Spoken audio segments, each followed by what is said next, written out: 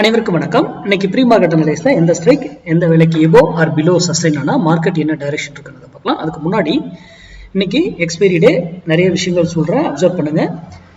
Friday நாளைக்கு சுதந்திர independence day அப்படிங்கிறதுனால மார்க்கெட்டு லீவு. அப்போ இன்னைக்கு ட்ரேடும் லாஸ் பண்ணக்கூடாது, புரியுதுங்களா?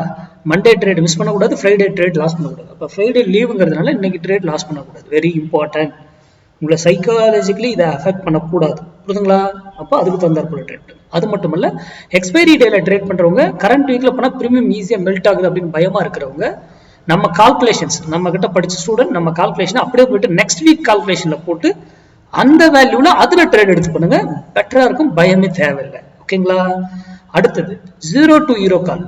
நம்ம ஸ்டூடெண்ட் பண்றவங்க 0 to ஹீரோ கால் எப்ப ட்ரேட் பண்றீங்களோ அந்த டைமிங் சொல்லி கொடுத்துருக்கேன்.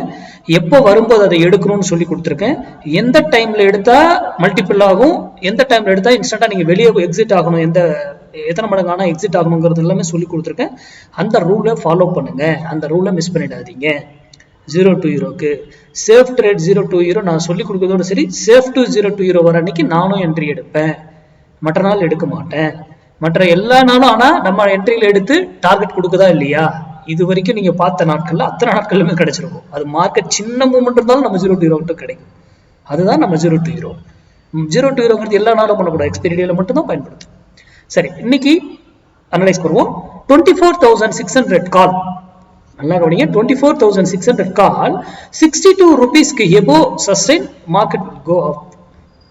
62 rupees below sustain, market go down. நான் இங்க சொன்னது மார்க்கெட் உடைய டைரக்ஷன் மட்டும் தான், அப் சைட் டவுன் சைட்.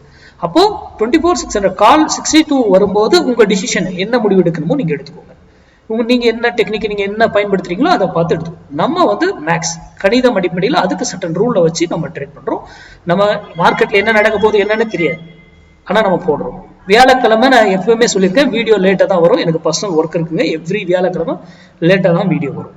அடுத்தது 62 rupeesக்கு மேல இருந்தாலும் இது ஒரு இடையில போனா எதர் டவுன் ஆகணும் ஆர் அதே டைரக்ஷன் போகலாம். அதே போல கீழே வந்தா ஒரு வேலையில ரிவர்சல் ஆகணும் ஆர் அதே டைரக்ஷன்லயும் போகலாம்.